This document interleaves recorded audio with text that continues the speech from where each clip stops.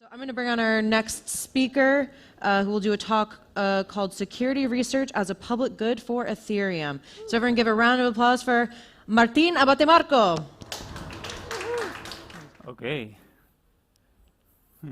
So nice to be here. Hi, everyone. Yeah, my name is Martin. Everybody calls me Tincho. You can call me Tincho. También hablo español. I also speak Spanish, so if after the talk you want to speak in Spanish to me, yeah, that's perfectly fine. The idea for today is discussing about security research as a public good for Ethereum. Not a technical talk, so you can stay if you don't understand Solidity and that kind of little tricky things. I want to share impressions, I want to share ideas, I want to share a new approach that we are tackling at this new group that is emerging, which is called the Red Guild, where we do application security research. Pretty fun stuff. Let's see what's that about. So let me share some quick things about what I mean by application layer security, right? So if you have been part of the Ethereum ecosystem, you probably know that very broadly we can speak about the base layer and the application layer, right? On the application layer, we might consider that we have whatever is on top of the Ethereum virtual machine, right? Whatever is on top of the blockchain. We have smart contracts, but not only that, but also we have a front end, for example, right?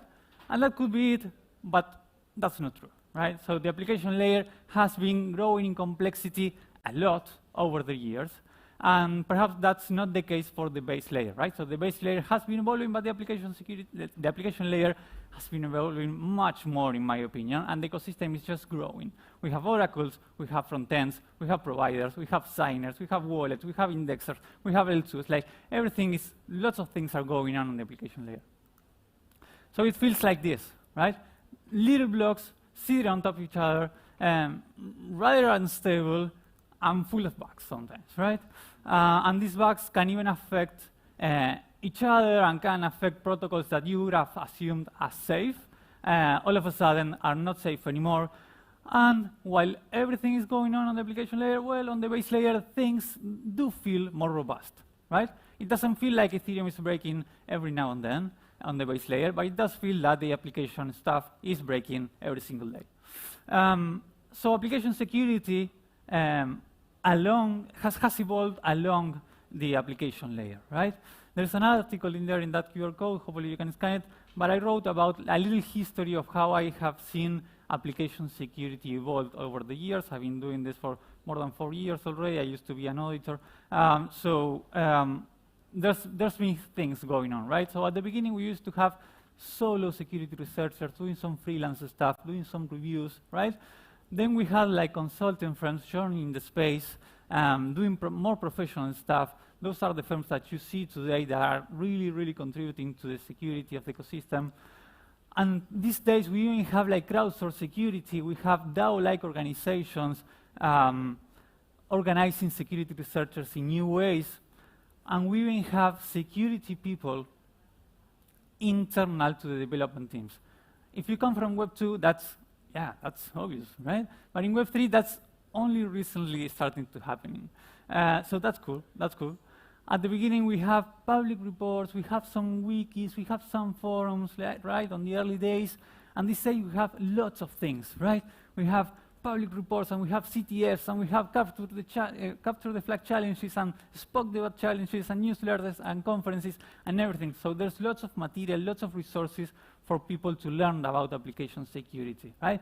So everything seems to be blossoming these days in application security, even on a bear market.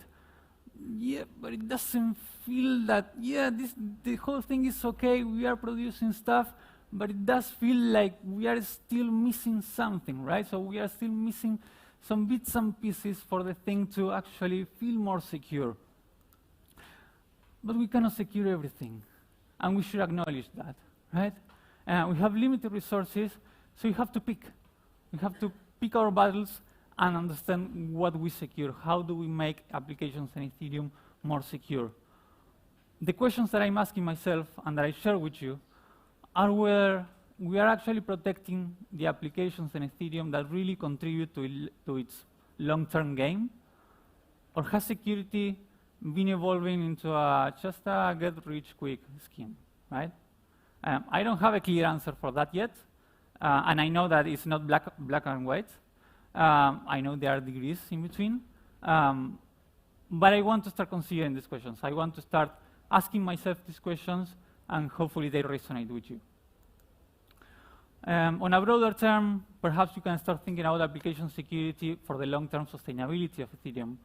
And if we even think bigger, what if we start considering application security for the social good of Ethereum, right? Where we have teams, we have people doing application security for Ethereum in favor of the ecosystem, thinking about long-term sustainability, and not only trying to outcompete each other mindlessly in the next contest so that they can make a few more bucks, right? Perhaps what we can do, coming back down and putting our feet on the ground a little bit, is perhaps we can make the application layer a bit more resilient, right? So perhaps, yeah, thinking about for the social good is too much. Okay, what if we at least make it more resilient? What if we acknowledge that there will be vulnerabilities, but we can recover faster from them? We can learn from them. We can educate the community about them so that the next generation of developers don't make the same mistakes as we have been over and over and over repeating, right?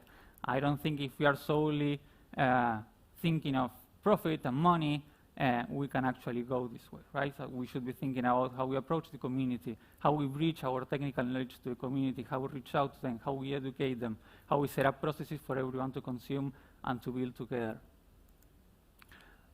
A little bit more specific, perhaps we can have teams doing specific efforts to protect applications that matter for Ethereum, for its long-term game. And also provide education, provide awareness, provide tooling, onboard them with educational content, share these processes that I was talking about. There might be something to be done in there instead of only selling our skills to the best bidders, right? The question is, what matters, right? Each one of us will have a different perspective on which are the applications that matter for us. There's an article there by Vitalik that talks about what kind of applications in Ethereum excites him. That's his view. I do share some of his views, and you might share some of them as well. We can use them. We can use them as influences to choose the applications that we really want to protect, right? Instead of just trying to secure the next DeFi thingy or monsters in JPEGs and that kind of things. That perhaps for some people those are the things that matter. Particularly, it's not that my case. So we are building this, right? So we're trying to build an MVP. We're trying to set up this team that carries out application security research, education, and advocacy in favor of the Ethereum ecosystem, right? We are calling it the Red Guild. That's a nice logo that we put together recently, and we are pretty proud of it. And what is application security research in practice, right? So what are we actually doing, right? Because everything is nice on a presentation, but let's see what kind of outcomes this kind of teams can achieve, not necessarily selling audits to people, right? Doing something different for the ecosystem, approaching application security in a different way. A critical bug on ENS, for example, that we reported recently, a couple of months ago. It's not that ENS had a contest open. It's not that ENS reached out to us for an audit, right? We care about ENS because we think that it matters for Ethereum.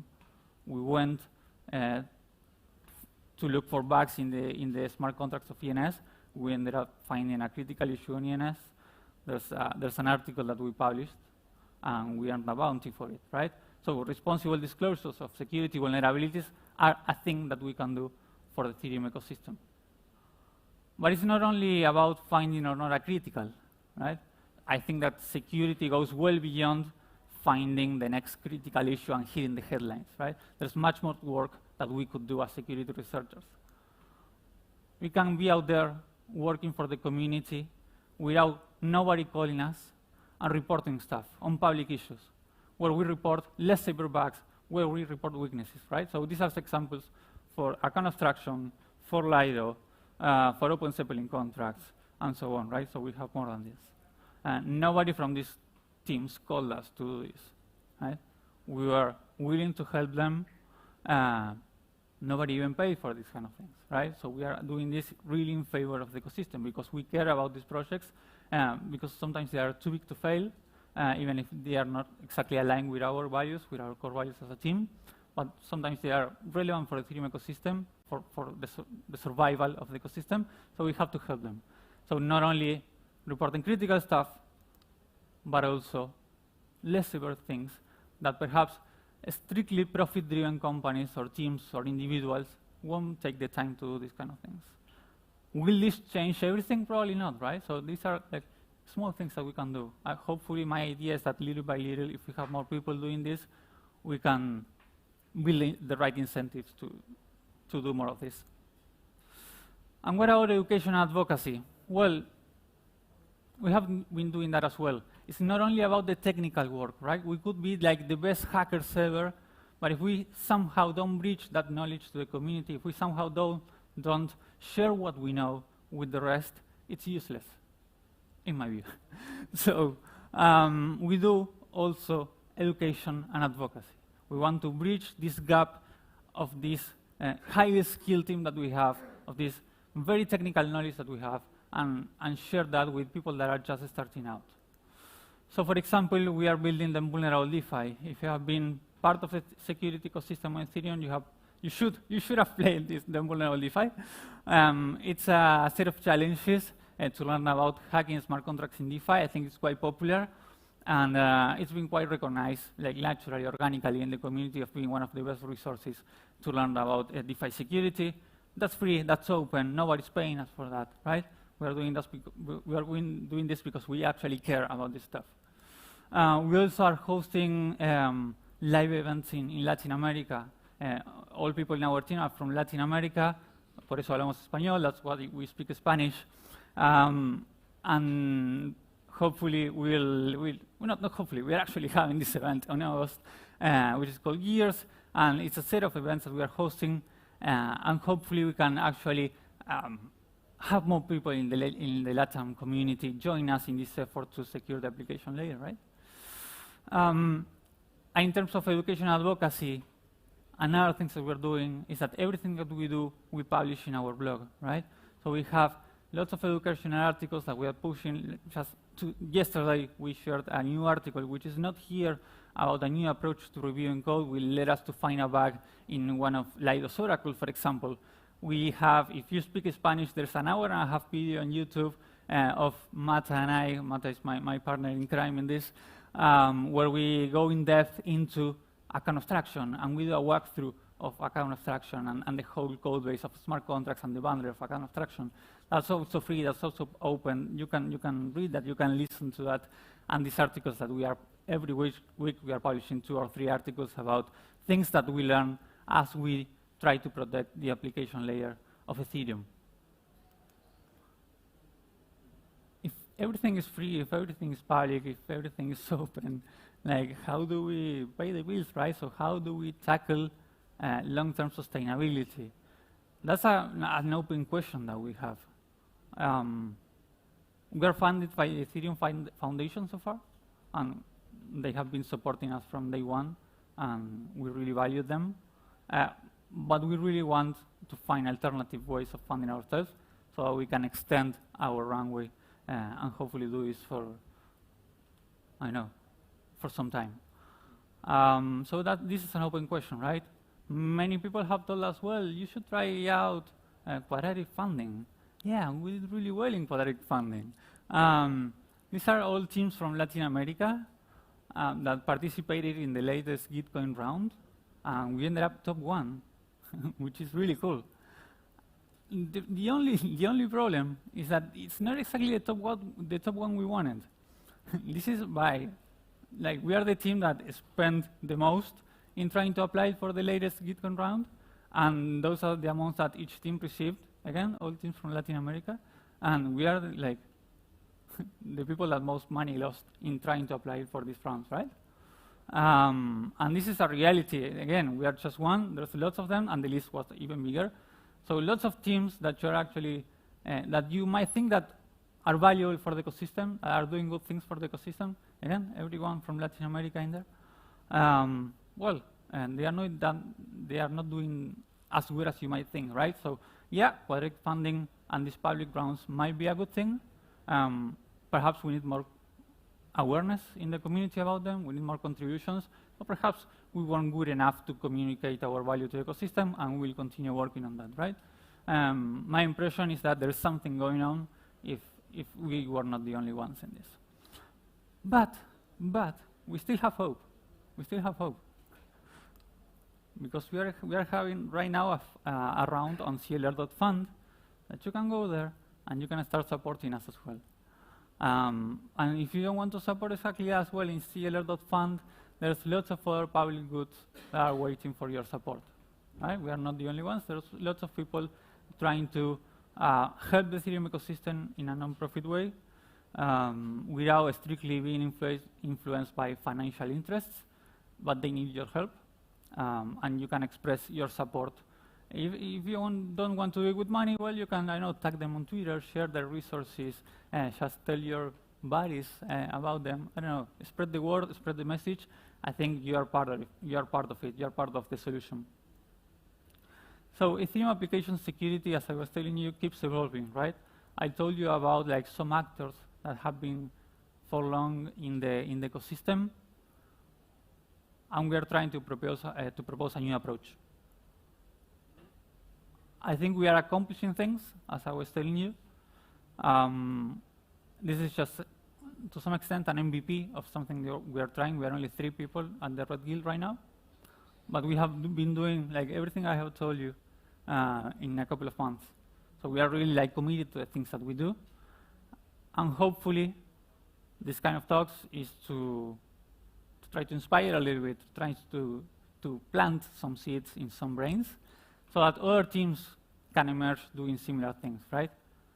To continue protecting the applications that matter for Ethereum, and hopefully we can do that for a long time, and continue onboarding these new waves of application security researchers that will continue joining, and we can hopefully share with them the right values, but some values that matter, at least for us. Thank you very much. You can follow us on social media, the Red Guild. I'm Tincho. You can follow me at Tincho Abate. Here's Matt, my friend and colleague.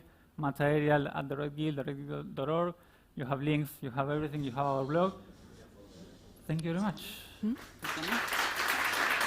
I'm going to put it.